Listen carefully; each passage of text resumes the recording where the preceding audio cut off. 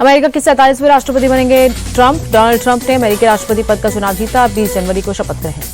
चुनाव में जीत के बाद जनता के संबोधन में बोले डोनाल्ड ट्रंप, कहा हम युद्ध में विश्वास नहीं रखते और न ही हम कोई जंग होने देंगे। डोनाल्ड ट्रंप ने कहा सीनेट पर अब दोबारा हमारा फिर से होगा कंट्रोल, हमने ISIS को भी हराया। जीत के बाद ट्रंप ने मेक अमेरिका ग्रेट अगेन का दोहराया नारा, कहा यह मेरी जिंदगी के सबसे महत्वपूर्ण पल में से एक।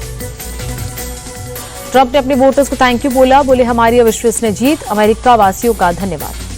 ट्रंप बोले जनता ने बहुत मजबूत जनादेश दिया, मैं आपके परिवार और भविष्य के लिए काम करूंगा। ट्रंप ने कहा हम देश की सभी समस्याएं दूर करेंगे, ये जीत ऐतिहासिक और अविश्वसनीय। जीत के बाद ट्रंप बोले अगले 4 साल अमेरिका के लिए स्वर्णिम, मेरी जीत हर नागरिक की जीत। प्रधानमंत्री नरेंद्र मोदी ने डोनाल्ड ट्रंप को जीत की बधाई दी। ट्वीट कर लिखा ऐतिहासिक जीत पर मेरे दोस्त ट्रंप को बधाई, उम्मीद है भारत और अमेरिका के रिश्ते और मजबूत होंगे।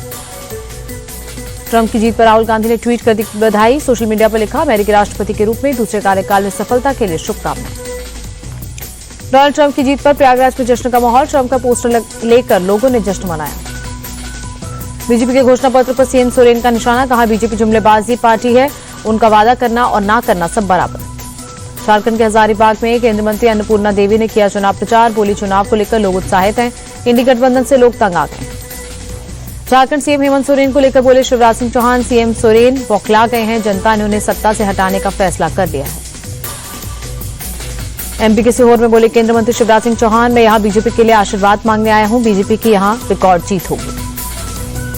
शिवराज सिंह चौहान ने राहुल के आरक्षण वाले बयान पर साधा निशाना, कहा कांग्रेस संविधान विरोध और जन विरोधी पार्टी है।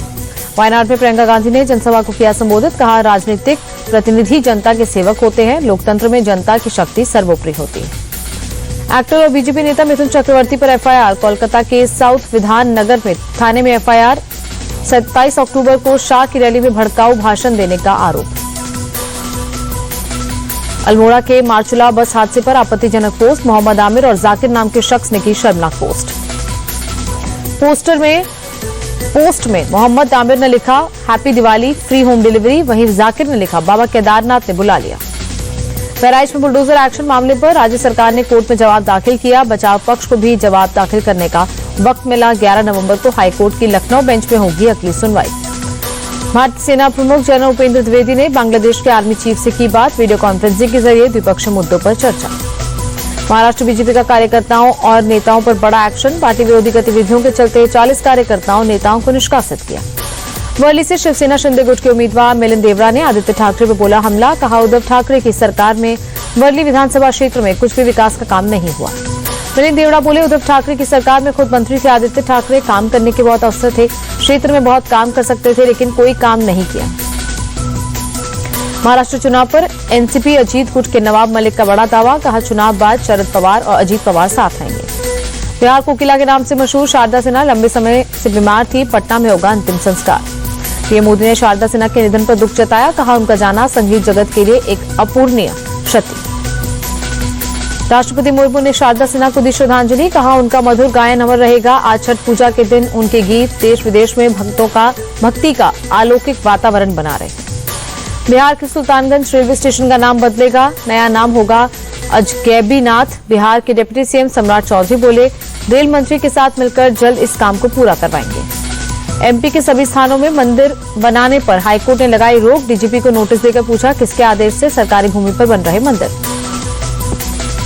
बेंगलुरु में चलती बस में ड्राइवर को आया हार्ट अटैक, दिल का दौरा पड़ने से ड्राइवर की मौके पर मौत।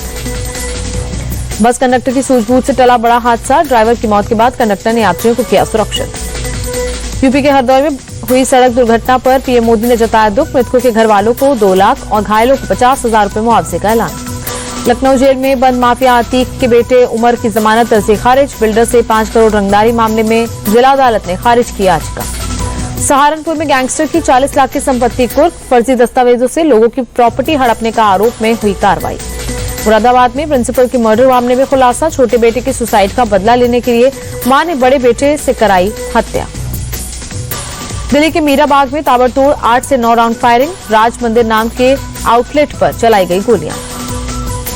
दिल्ली में ताबड़तोड़ गोलीबारी में मचा हड़कंप, मौके पर पहुंची पुलिस ने घटनास्थल की घेराबंदी की। दिल्ली में गोगी गैंग के 2 शार्प शूटर्स गिरफ्तार, अलीपुर और नांगलोई में की थी फायरिंग, गोलीबारी कर 5 करोड़ की मांगी थी रंगदारी। भोपाल पहुंचे केंद्रीय मंत्री Shivraj Singh Chouhan, smart city park में किया पौधारोपण।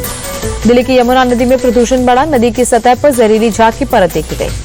दिल्ली की हवा हुई जहरीली, कई इलाकों में AQI 400 पार, सांस लेने में दिक्कत। दिल्ली के बवाना और मुंडका में AQI 400 पार, वजीरपुर में भी 421 पर पहुंचा एयर क्वालिटी इंडेक्स।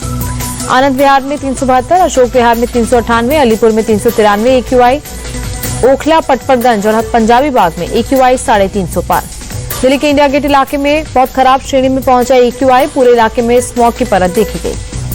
हरियाणा के अंबाला में बड़ा प्रदूषण, आसमान में छाई धुंध, लोगों को सांस लेने में हो रही तकलीफ। मुंबई में वायु गुणवत्ता हुई खराब, बांद्रा इलाके में आसमान में छाई धुंध, विजिबिलिटी कम। पटना के सूर्य मंदिर पहुंचे लालू यादव और मीसा भारती, पूजा अर्चना के बाद तैयारियों का लिया जायजा।